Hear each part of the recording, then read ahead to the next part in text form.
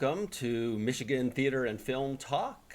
My name is Jeff Tamakis, and this is our second interview session. And today I have Dinah Tutein, who is a wonderful local actress and writer. Yes. Yeah, right. Actress and writer. Yes, I was right. And who's going to be talking to us about everything theater related. Yep. So again, this was started because someone asked me, "What is the Detroit Actor? What is Detroit theater?" And my answer was, I have no idea. So I'm going right to the source and talking with as many Detroit actors, writers, directors, producers that I can to try to uncover what is specifically Detroit theater. Okay. So, I mean, no pressure. Right. But by the end of this, we're going to figure it out, you and me. All right. I guess my first question is, tell me about yourself. How did you get started in theater, Donna? Well, it started when I was about 17 years old. I'm originally from New York, and my senior year, I saw an audition they were doing Lil Abner. And I kept telling myself, okay, I'm going to go. And then I got nervous and I kept chickening out. Well, the final day of auditions, I finally went and I was cast in ensemble. And that's basically how I got started. You got cast in ensemble for? Lil Abner. Little Abner. Yes. And how was that for you? I mean, you got cast in it, but Right. I know a lot of people get cast in stuff. Right. And they're like, I'm never going to do that again. So... Oh, it was a lot of fun. We still talk about it to this day. The other cast members and I, that we all went to high school together, we still talk about that play. I mean, I have the T-shirt from it, and I took a picture of it, put it on my Facebook page. We still talk about it to this day. It was a lot of fun. Wow. Yeah. So, I'm sorry for asking, but how long ago was that? Okay, well,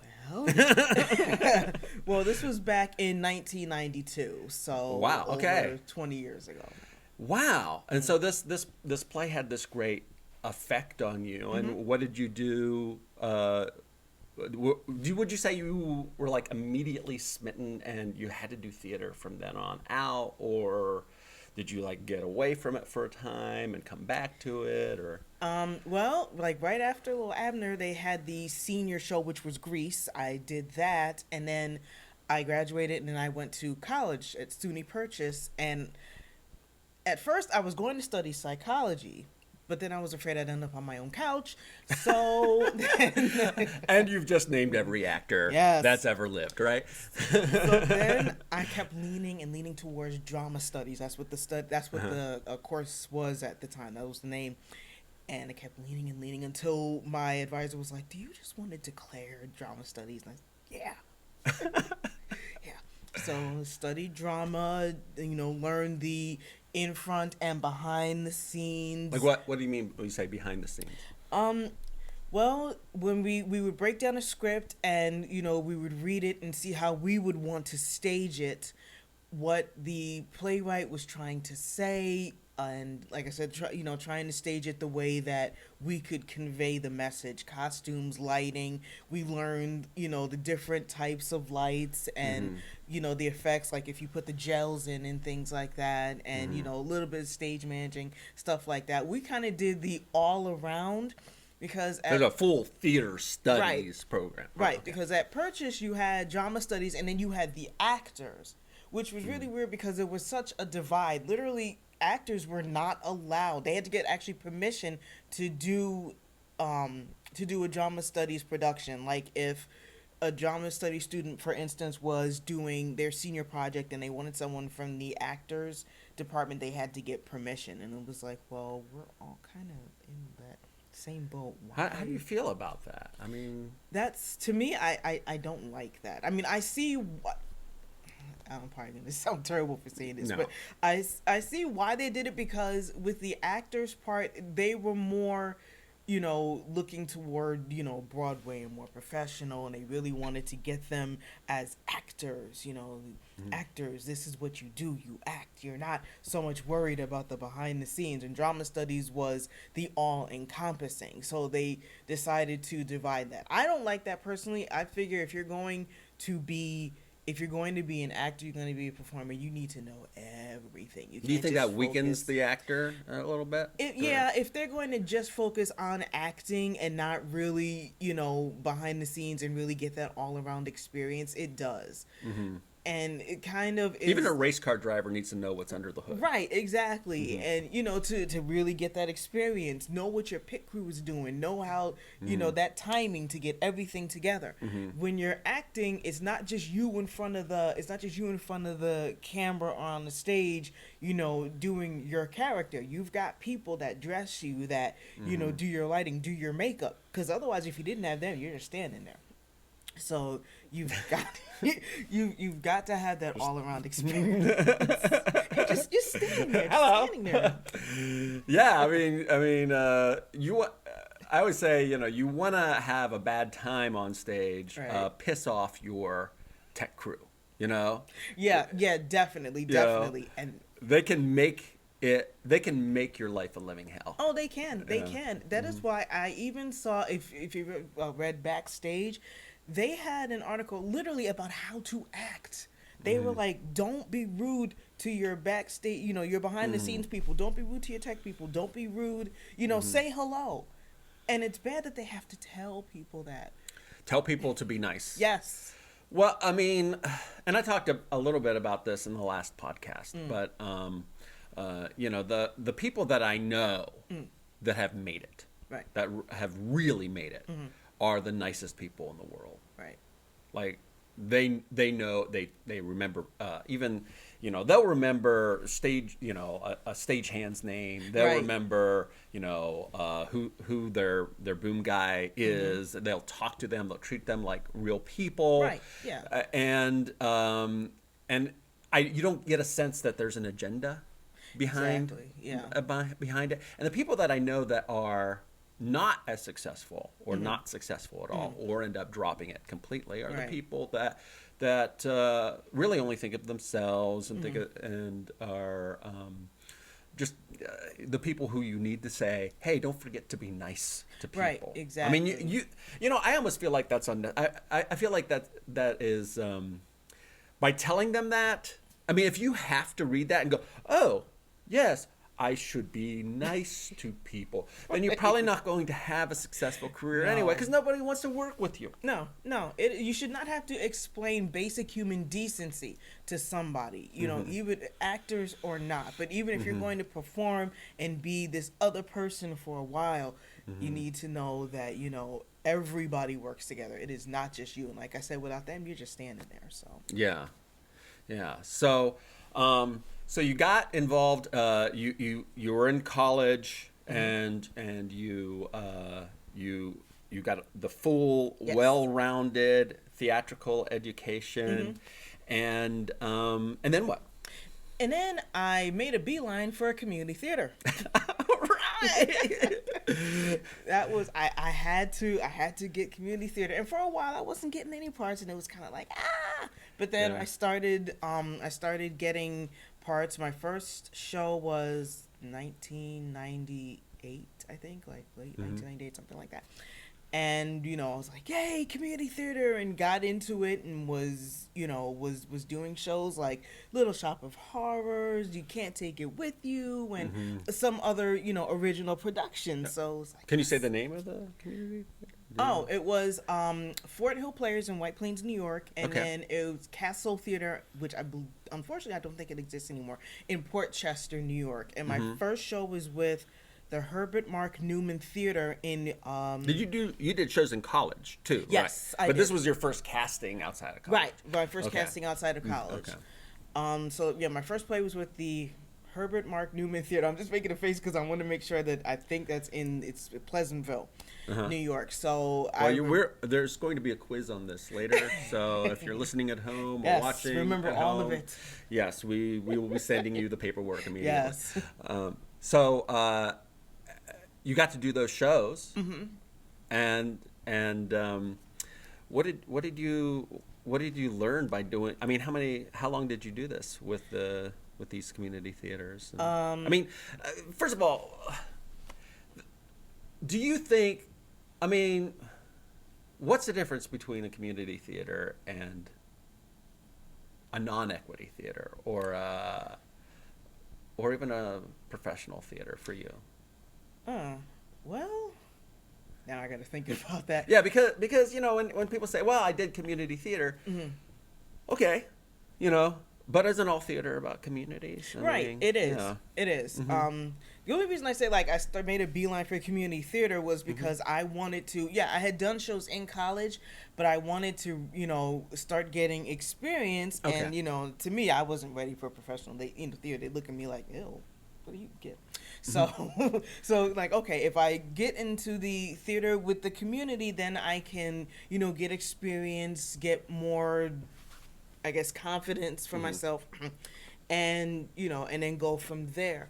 But I guess to me there really isn't that much of a difference between all of it, because like you said, it is all about community, and you get your foot in the door, you get you can get confidence, you meet people.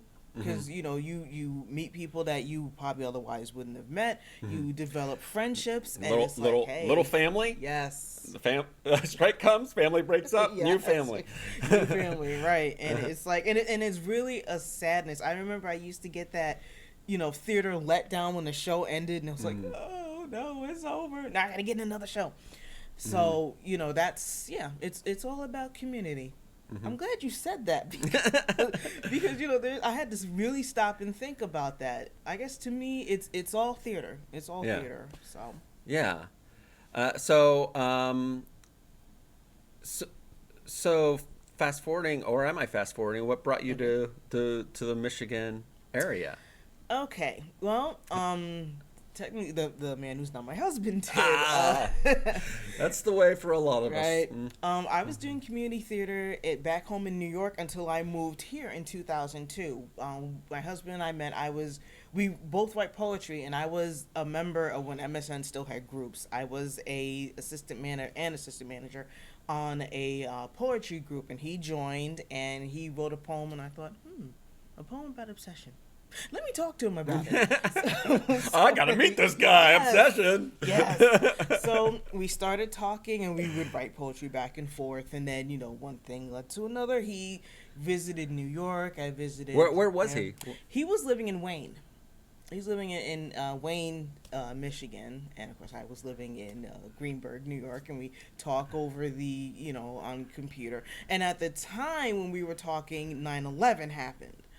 And it was like, at first it was funny. He freaked out at first when it all happened. Oh, yeah. I got online and all these messages, you okay? And I'm like, yeah, I'm good. Yeah. So yeah, and then in May of 2002 came out here to live permanently, and one of the did first 9/11 things, have something to? I'm sorry. No. Yeah. Did 9/11 have something to do with you leaving, or is it all? No, it just it just happened, and it was like, really, what? Well, because it was weird. Like my dad and I, we wanted to go out there to help when it all happened, but at the time they said no, unless you're emergency people, don't try to come to the city. Stay at home. Stay back. So it was just like. They say New York is a city that never sleeps, but you could hear a pin drop. That's how quiet it was. It was really. Did you go? You went down there? No. Like I said, I wanted to, but they said to stay back. No, it was just, we would watch TV and just everybody was just like. I know that. Stunned. I know that I had friends who lived there, and they said that the bars were full. And that's where everybody was, right. And that everyone was just sort of walking around in a daze at that time. For even months and months afterwards. Yes. Pretty awful time in that in that city, and certainly when it happened. You know, I was one of those guys who was like calling all my friends in New York. Right, You know, I don't right. think anybody who had friends who living in that area or in the DC area, or, you know, what's funny is I have family in DC, I have family in New York, and I have family about an hour outside of Pittsburgh. So like I was like, okay, I'm freaking out. Calling everybody. But it was a different direction from Pittsburgh. But they, for a while, they were just saying an hour outside Right. of Pittsburgh, and so I was like, ah. But I'm very thankful that everybody I know turned out Right. okay. I mean, we have friends of friends, of course. But so you ended up moving to Wayne. No, we moved actually when I came out here. We lived in Riverview, and we had a nice little apartment in Riverview. You know, and it was just for me because I had never been really away from home before, but I knew I would be okay. You know, I wasn't nervous about leaving. This is I your first wasn't- time living away from Right. New York. Yes, yes. So it Wow. was like, okay. And one of the first things I did, I'm like, okay, where's local theater? That was one of the first Oh, things I great. did. So the first theater I actually found was Southgate Community Players. Okay. But, well, actually, there was them that was close to where I lived. But my first audition was actually in Ann Arbor. And I had gotten, it was Girls of the Garden Club. I cannot believe I remember this. And I got in, but unfortunately, I wasn't able to take part in the show. But I said, okay, I can't take part in that show, but let me look for other theater. So I found, Southgate Community Players. And first play I did with them was Tony and Tina's Wedding. And Okay. All right. yeah. So, and then I found other theaters that, I would audition for, like DIPAC, and eventually found Wyandotte Community Theater. I would look for any theater that I could. At the time, there was a list online. It was, like, based out of Ann Arbor. It was, like, the Ann Arbor audition list. And I lived on that website. It was like, Yeah. okay, let me look at that. I remember that site. Right. Yeah, those sites are gone now. Yeah. That's gone, but what they've done is I think they split them up into all the Facebook groups, like Match, the Michigan Actors group there, the Detroit Area Theater. So basically they broke it up and turned it into all these other sites on Facebook. So Yeah, there's like, I don't know, I think there's maybe 16 different groups Yeah. that you can, look for work or network with people on Facebook in the Yep. Detroit area. Yes, definitely. So I feel like we're skipping a major part of you, Uh-oh. which is, you're like, well, I wrote poetry. Yes. And tell me about your life as a poet or as a writer. Okay. I was writing. I'm actually not even. I'm trying to remember how I got into poetry. I think I just started writing, and I would just write about anything that I felt like, nature, society, just whatever. And anytime I got And when was this? When did you start doing this? 19. I think it was probably no. Actually, I was in high school. So in the 1992. So same time you found right. theater. Yeah. So about that same So time. Little right. Abner, right. Little Abner and then writing poetry. So you sort of maybe came alive artistically Right. at that time, right? Right. Uh-huh. So, well, actually, before that, I was writing short stories. Oh boy. Okay. Right. So I would write, as part of assignments, the teachers would be like, okay, write this story about whatever you want. So I'd write the story. Okay, this is fun. So I'd write some short stories. But then near my senior year of high school, I turned to poetry. We had it was called The Criterion. And I would read it and see other students' poetry. And like, I think I could do that. Okay, yeah. So started writing. And about 1997, my dad said, why don't you write song lyrics? Okay. So started writing, like I wrote this little song. Did he have a intent for you to write song lyrics for him, or? No. I think it was for me, really. He tells me to this day, he's like, you should put some of your stuff online, get yourself a following. And I'm like, yeah, Dad, I've thought about doing that. I've got to get myself together to start doing Well, that. it takes a lot, Yeah. It's enormously. It's much more. It's a much larger hurdle than a lot of people understand. Yeah, it is. You It know? is. There's a lot of like we talk about acting. There's external obstacles and internal obstacles, Right. and there's a lot of both when it comes to that, right? Yeah, but I think the bigger one a lot of times that people get in trouble with are the internal ones. It's not so much the external ones, because a lot of times, and I still deal with this, being my own worst enemy. That is why a lot of times people get that stumbling block, because I'm like, oh, I'm not good enough. You know, there's other people that are better than me. I'll go out there and make a fool of myself. So they get afraid and they don't go. Well, you know, and I tend to, when I run, right, and I tend to get like really deep thoughts when I run. So I'm running the other day, and I'm thinking about gatekeepers, right, and the gatekeepers of our world, and how there's so many people that want to be the gatekeeper to keep you outside of something. Well, what makes you think you are good enough to be in this group, right? And we start to encounter and I think it's because my daughter's in middle school, so we're dealing with all the middle school shenanigans. Yeah. But you know, I'm thinking, you know, but the biggest gatekeeper is us, right? We're the gatekeeper, right? Exactly. You know, we keep ourselves from going further because we're like, well, I'm holding the key, but I don't want to open the door because you, meaning me, right, I'm not ready yet. Right. Yeah. So I don't know why but that got me thinking about that. And, right. Exactly. And so we're gatekeeping ourselves from becoming successful, or at least taking a lot of risks. Yeah. You know, and maybe it's good. Maybe that's good in some cases. Like, you're not ready to ski down this mountain yet. No. You're not ready to climb Mount Everest yet. No. You know, it's like, oh, yes, I am. I'm gonna, you know. Exactly. But yes. But but sometimes maybe we can just give ourselves the key. Yeah.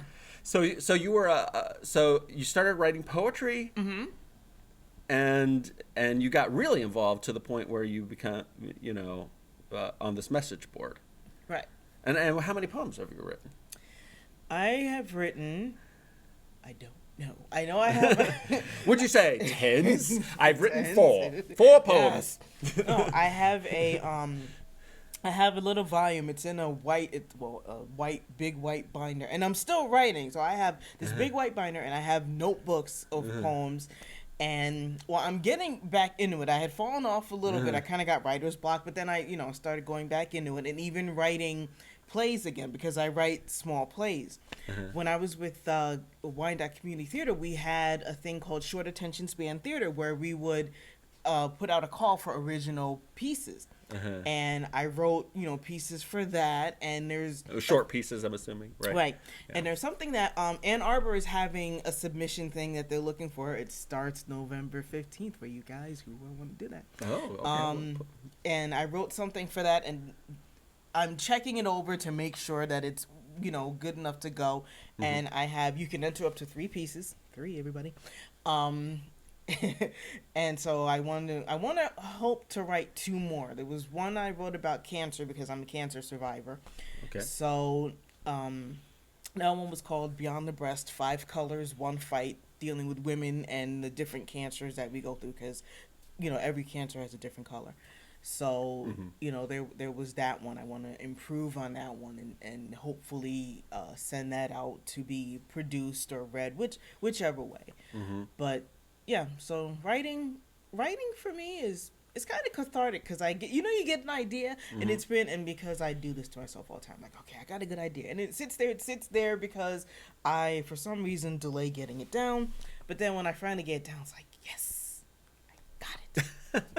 I got it out there, yes. Well, it's a different joy, right, than acting. I mean, when you say what do you get from acting that you don't get from writing, and what do you get from writing that you don't get from acting? Well, let's see. Now I got to think about that too. Hey, I'm not pulling punches. I'm asking some right. deep questions, because I can. He is asking the real questions here, folks. All right. Yes. I guess I would say, well, with writing, you're not, facing the crowd and making sure that you're getting that your facial expressions are right, that you're getting your message across well. When you're writing, you have to get it out there in the literal sense, but you don't want to be too detailed, because sometimes if you get too detailed, that weighs down the piece. So it's not right in writing. So you're not performing it. So I guess that is what I would get from writing as opposed to acting. And with acting too, you gotta rehearse and make sure you get everything right. Yeah, I mean, acting can be detail oriented too. Right. I was just curious, because there are, for me, like, for example, when I'm directing, I get a totally different feeling of satisfaction than in acting. Right. And they're both terrifying in their own ways. Right. Like directing, all your work is done at opening night. Yes. And opening night for a director is the time when Right. they go from having 100% or as feeling like you're in complete control. Right. You don't really have 100%. You gradually let go throughout the rehearsal Right. time. But now you've really let go. Right. And so you have no control, and you're like, everyone's there, and you're like, oh, I hope it turns out okay. Oh no, they missed a cue, and I don't have any control over that. And at least when you're on stage, if I miss my cue, I'm like, okay, all right, I'm gonna pull this together somehow, and we're gonna get through it, and we're all in it together. But acting is more about much more living in the moment, Right. and being a part of the ensemble and in communion with the audience, and it's much more a hands-on Right. art than say even writing. Writing is you write, you have these thoughts, and for me when I write. It's I'm writing and I'm brilliant for 24 hours. And then I pick it up again after 24 hours, and I'm the worst writer in the history of the world. Well, how could I mean, not just like the thoughts are terrible, but the grammar is terrible, and there's the punctual, and I'm like, I'm just the worst, and I just want to pound my chest. And that's the difference between that, and acting. Whereas acting, I feel like I get better somehow. Except, of course, you watch old videos of yourself acting, and you're like, oh my, how could I? And that's the great thing about acting is it's ephemeral. Right. So you do it and it's gone. Yeah. And as long as nobody put it on tape, but. Right. But here's the lesson, right? Is that if you're looking back, at your work, and you say, "I was terrible," then you're probably doing something right. You're probably growing in some way. Yeah. If you look back and go, "I will never be better than that," then really, then hang it up, because you're not growing as an artist. And you need to constantly grow as an artist, I feel. So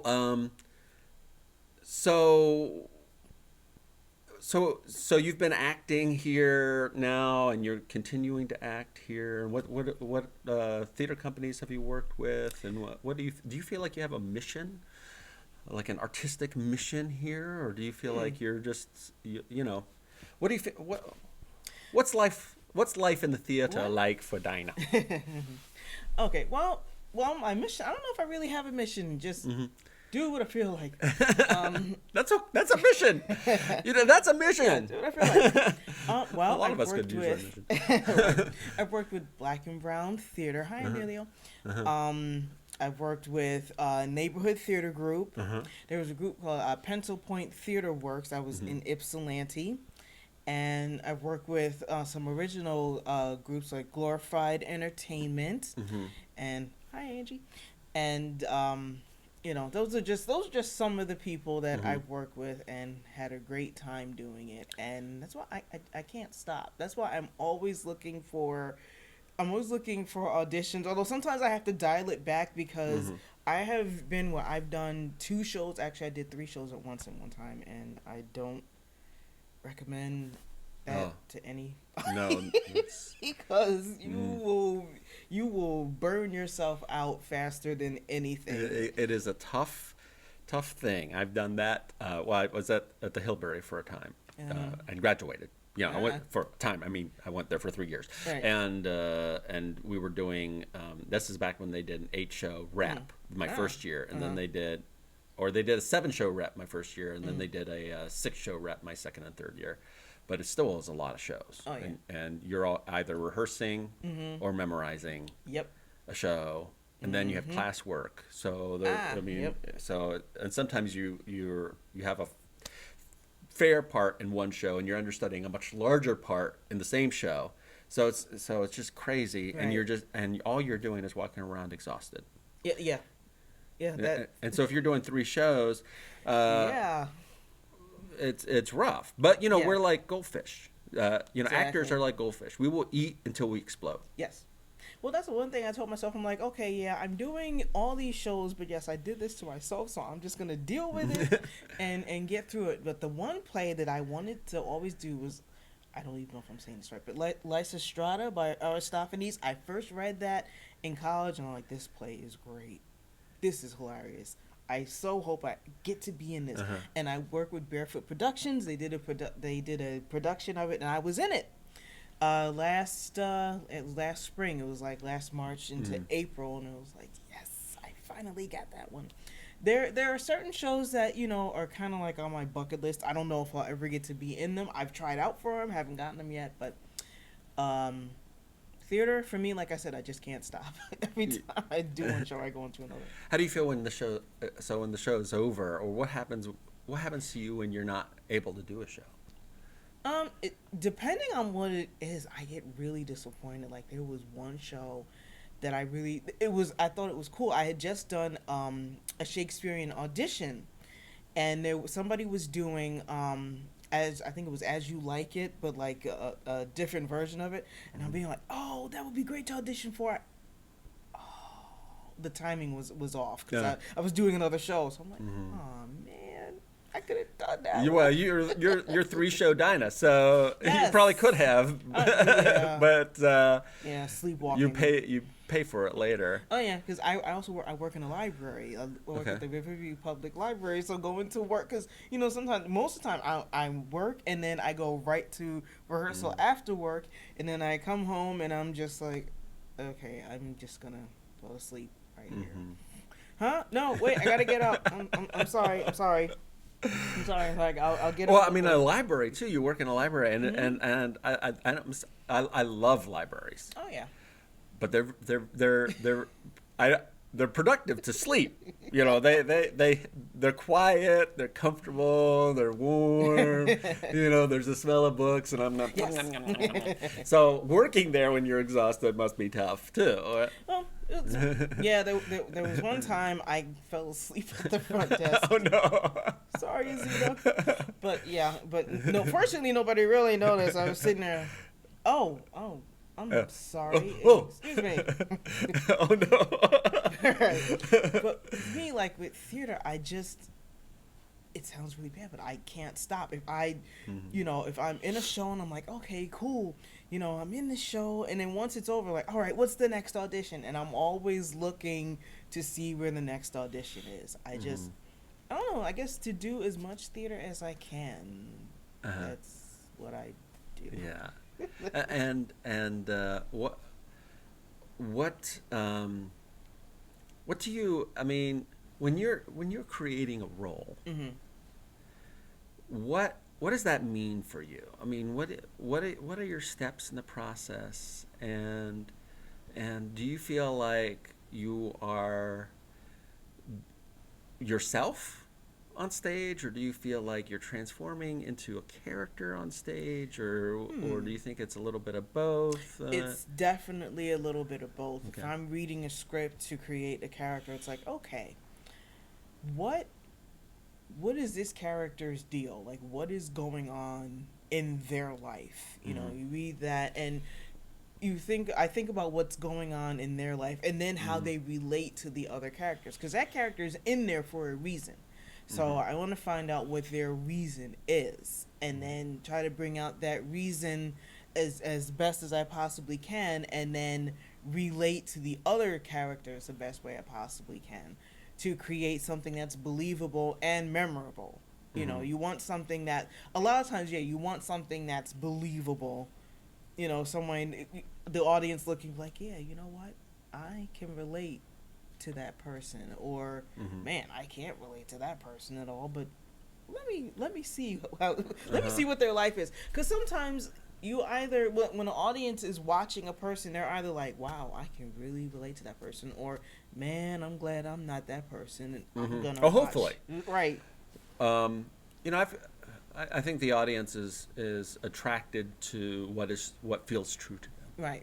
and even if they can't relate to them, if they can understand where they're coming from. Like, I mean, Richard III is Yeah. pretty evil dude, and no one would want to do the things that he does. He kills kids in the play. I mean, Right. he's a pretty Nobody wants yeah that. yeah nobody sane wants that, but we should still want to see through his point of view too. We're drawn Right. to. We're drawn to it even if we can't relate, you know. But if Right. it feels true to us, feels like that actor is doing something true on stage. Well, that's because you want to look through somebody's darkness, even if they're the darkest character ever. There's something wrong with them, and you know it, but you want to look through their eyes and see how they became that way. I mean, it's kind of like when you're studying a serial killer. You know there's something wrong with them because normal people don't go around doing that. But you look back, you look through their eyes and look through their history. Okay, what's wrong with you? Why is there something wrong with you? So it's that study. Well, we don't go to see plays about. I would say we don't go to see plays about ordinary people. You know, Right. we don't go to see plays or watch films about people that are real. Right. Because then we have to, like, if we're watching 2 hours of somebody's reality, right? Even if they're like the president of the United States, oh God, even if they're like, Okay. Michael Jordan or somebody, you know, Right. we'd have to still, you know, 2 hour slice of their life. We'd have to watch them go to the bathroom and, you know, eat a bowl of cereal and, this is their, stare into space, watch some TV. I mean, that's real. That's real life. Right. But that's not true. No. Right. And what we're whenever we go to see a play or a movie, we're watching an artistic representation, higher representation of a story. We want a story to be told. And so we go to see plays about extraordinary people and extraordinary situations doing extraordinary things. Right. We're not there to see ordinary people. No. You know, and even if there's a Jason, and he's chasing after people, Right. we're there engaged with the protagonists. Those even if they're just teenagers who, you know, they're just blank palette 2-dimensional characters. Right. We're still engaged. Oh, I hope they live. Right. You know, because they're at least living an extraordinary life. Exactly. For a short time, I guess. in that moment, in that moment, right? And I would say to my students, better on stage than in real life. Right, exactly, because somebody who's going to see a play, you or I or whomever, we want to get away from ourselves to watch somebody else's truth. And if we can get wrapped up in their truth or whatever their story is, then all the better. You know, it's something that you want to tell people about, because word of mouth is what, you know, theater lives on a lot of times. So if you see a play and their truth is so good, like, you gotta see this play because, you know, of this, that, and the other thing. You just got to see this. It's, you know, there's thrills and chills and suspense, you know, that type of thing. You want that type of thing. You want the suspense, the thrills and the chills. And sometimes, you know, you got to get a tissue, because if you're, you know, so into their life and it touches you right here, like that love that you talked about in your classes, it can bring about tears. And that's something that, you know, I really like. If it touches me that much to where I'm crying, and I hate admitting that because, you know, getting teary-eyed is so so weird. But I cry at everything. I'm the worst. I'm like I'm a 200-pound large Greek man, and you know, I mean, It's a Wonderful Life. I'll cry every Yeah. single time I watch that movie. I'm Right. sorry. Yeah, I mean, my kids look at me. Is Daddy crying? And they start making fun of me. But you know, hey, if you feel it, feel it. So, Well, you're feeling it because you feel George's truth. He felt that he felt the world would be better if he didn't exist. He was taught that that's not true. And he was so happy. He's, running through, which you guys are going to see that soon anyway. Holiday movies. Hey, everybody. But that's not the moment that gets me.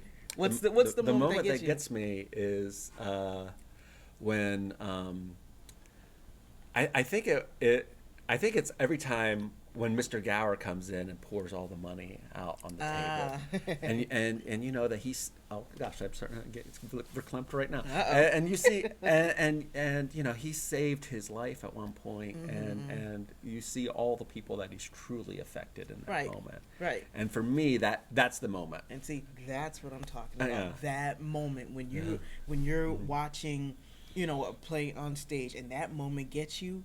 That's it. This is a spoiler alert for a 70, 80-year-old movie. So if you haven't watched it, I'm sorry. It is a rather old movie. Go out and watch it. Right, exactly. So here's a question. All right. So what is it like being a person of color working in this area? Do you feel like there is a divide between so-called white and black theater? Do you think there is? What do you think? Yes. Yeah. Okay. Yes, Okay. there is, and it's a lot of times it's because. See if I can say this without sounding too controversial. Go ahead. Go ahead. Because people become afraid. They become afraid of, I guess, they become afraid if things would be accepted, or if, because there's a way that they've seen, maybe if they've seen the theater, somewhere else, and everybody was white or whatever, they're not sure that a black person could fit. Like, for example, years ago, in community theater with Castle Theater, there is a play called Come Back to the Five and Dime, Jimmy Dean. Oh yeah. And I played Juanita, the shop owner. And the director came and later told me that somebody was mad because I played Juanita, because in the movie Juanita was white. And I'm just like, But her name is Juanita. Right, exactly. Juanita is not a white name. I mean, not typically. Not Right. typically. But it was just like, wait, they were mad because, okay, first what? And he was like, he said, look, don't worry about that. He said, How long ago was that? Oh Lord, 2000. So that wasn't that long ago. No, it wasn't. And but no, and then another time, and this was right after my first community theater show, Women in Love. Somebody was going to be doing Other People's Money, and they were talking about it, and I was like, oh, that sounds like something I'd try out for. And they were like, oh, that'd be great. We could probably find you another black actor to play your boyfriend, and maybe. And it was just like, yeah. Yeah. Yeah, it's amazing because theater has the reputation of attracting so-called liberal people, progressive people, whatever you want to call them, and but progressive people are just as prejudiced as anybody else, I suppose. Yeah, they can be. There's. But yes, there is the divide, and I am part of. I'm going to do a plug here. Blacken, which is Black Literature Arts and Queens Network. I probably said that wrong. Sorry, Ashley. But one of the focuses is for Black women. And performing out, and actresses of color, and also I guess reaching out farther for people of color and addressing that divide and trying to heal it, because there are still the sensibilities that people have about actors of color, or trying to match up, I guess what they consider to be proper. But it's like, well, wait a minute. If it's open casting, which is what they always say, we're diverse, we have open casting. then why not, have a mixed race couple or something like that, But then when you do that, then you hear on the news sometimes that people are angry. There's racial, there's Well, racial yeah, but it epithets and doesn't stuff help to because of that. cater to No, that. no, you it know? doesn't. It absolutely does not. But that is just something that gets noticed. And then, like I said, when it comes to race, a lot of people, they freak out because it's like, oh my goodness, can we do this with a black actor? What will people think? Blah blah blah. Years ago, there was a community theater that was going to do Aida, but they were afraid because Heather Headley was on Broadway in the title role at the time, so they were afraid, because of her being there, and it was just like, this is literally when I'm sitting there like, oh, you gotta be kidding me. Look, and it's like common sense. Look, okay, fine, she's doing it on Broadway, but you're not Broadway. You're community theater. Just do it. Nobody cares. It's a musical. People like musicals. Just do it. Nobody cares. You don't have to, you don't have to do it specifically like how they're doing. You're not supposed to anyway. We're not supposed to be copying. It's supposed to be our versions or whatever. The idea, I guess this is something I have to disabuse people a lot. I think a lot of young actors tend to think that, the role goes to the best person who auditioned for that role. Right. That's how it should be, really. Well, yes. However, that's not the way it works. I know. It's the role goes to the person who most closely fits the director's or casting director's visual image of what that character should be.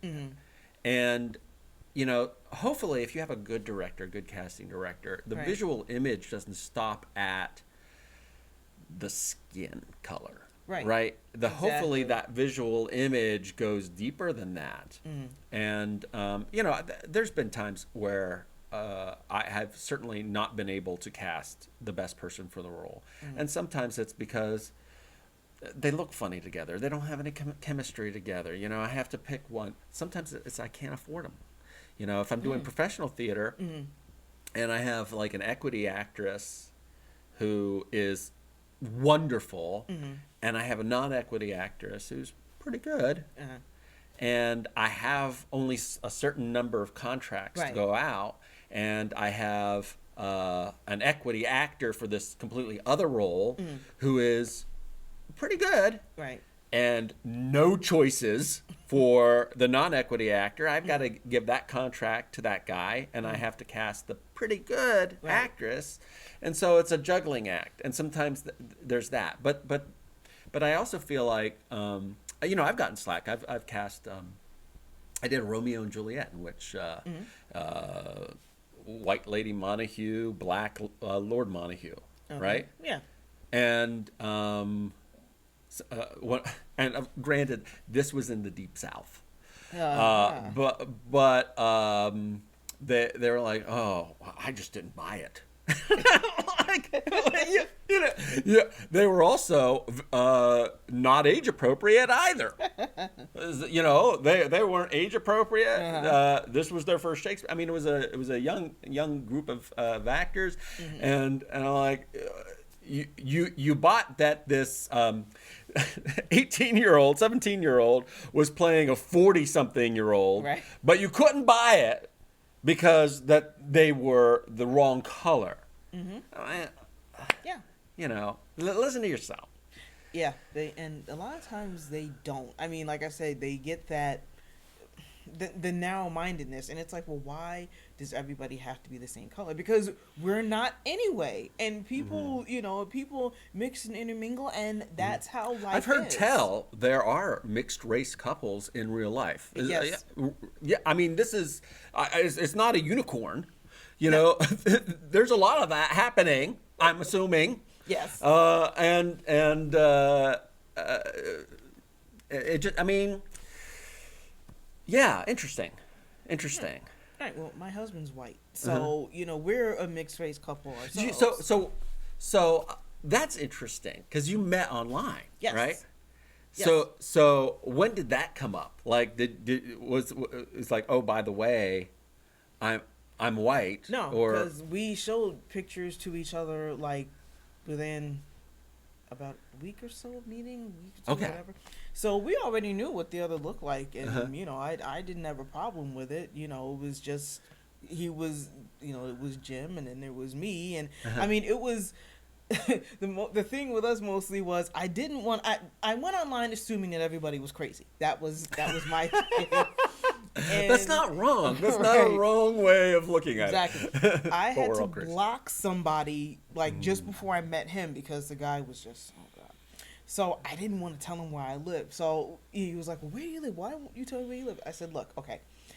The state I live in, the city is known as the concrete jungle." He's like, "Oh, you live in New York?" I said, "Yeah." So I kind of made him, figure out where I lived. But Hmm. it was, there was that, and yeah, there's people that say when they find out we're a mixed race couple, one of the things that I was told was, "Oh, you're gonna have lovely children." Okay, thanks for that. Thanks for that. But other than that, I don't like I said. There's people that mix and intermingle in real life, and why can't you have that life on stage? You can't. Well, You it's can't it's odd just. that you would encounter that. Really, do you feel like do you get more satisfaction out of working with, say, a black and brown theater, which tends to be more mission based in a lot Mhm. of ways than than say just a your regular theater that doesn't have any kind of like mission beyond putting on, Yes, stuff. and it is because of the, fighting against the marginalization. Hmm. You have black and brown theater who does things like classics in color, things, doing things, but with, putting color with it, different shades, Hmm. different people, and then getting that out there. That is definitely something that I really find to be, rewarding, and something that I was looking forward to doing anyway. Hmm. I was like, hey, I really want to be able to work with, people who look like me, Hmm. people who have, get that voice out there. So definitely yes, and helping them, helping as many people as they can with their mission. I'd say thanks for taking a chance on me. Thanks. Well, Um, they're not taking a chance when they cast you. oh well, Um, I always say that you can't take a chance. And, nobody's taking a chance when they cast you. yeah. So, what to you is Detroit theater? What to you is Detroit theater? Detroit theater to me is imagination. Mm. It is musical. It is as much creativity as possibly, is possibly there. It's an untapped resource that is finally being tapped, and it's the beauty is finally being shown. Like, this is Detroit theater. This is what you guys have been missing. Check this out. Look at Hmm. all this stuff here. It's like a Thanksgiving buffet. Hmm. Look at all these choices that you have. You've got this choice here, this choice here. You've got some original pieces here. Have some of this. Have some of that. You want some Hmm. seconds on that? You go right ahead. Hmm. It's, something that, it's a great feast of, different voices, different looks, different viewpoints that people need to check out and get as much as possible. Fill up on Detroit theater. Get it? do, Fill it up. do you, in the time that you've been here, do you Mm. think have you what changes have you noticed in the community? Anything? Um, what do you mean, like in Detroit or just everywhere as a whole? I'm going to leave that really open. However, you Okay. want to answer that. Okay. What I've noticed, and I guess with me too, that as I've grown as an actress and gotten out there, that there's, a lot more opportunities than there were, maybe, some time ago. There's a lot more, and there's a lot more originality coming out. Like, people that are writing different pieces, and they're looking for people to, um, they're looking for people to fill those roles, and Hmm. to get it out there because they have a voice that that needs to be heard. you know, that writing, you know, getting people, and not just, you know, actors, but those behind the scenes people that can share their skills, you know, and make a name for themselves doing, you know, doing what it is they love. Because when it comes to performing, it's about doing what you love. It's like having a job that, you know, you're totally happy with. You want to get up and come to work. And to me, that's the healthiest thing. To have something that you love, something that you want to develop and have grow and be like, look at what I did. Look at that. So what do you got going on next? What's next for Dinah? Okay, well, I was just cast in a sketch show in Hamtramck with Planet Ant. So I'll be starting rehearsals with that on, I think it's the 19th, Tuesdays. They don't have a title yet. That's not how sketch, or they do. I don't remember if they have a title. Yeah, I mean, sketches usually wait until later to have the title, but I don't know. But it'll be in January. That's going up. And, oh, great. And that's so far writing, like I said, writing and seeing if I can submit my plays to different places and seeing if, you know, they'll be willing to do a stage reading or even, you know, stage it. So that's what awesome. I'm doing right now. Well, keep busy. It's so wonderful to have you. Thank you. Thank you for being my second guest. Oh, yes. And take classes with him, please. Take classes, Michigan Michael Chekhov classes. They're great. MichiganChekhov.com. But my next guest will be John Foreman. He is a local film actor, so we can talk a little bit more about film next time. And if you liked our video, please like it. Actually, click the button and like it and subscribe. And if you have any questions or for either me or Dinah, feel free to put anything in the comments. And we'll see you guys later.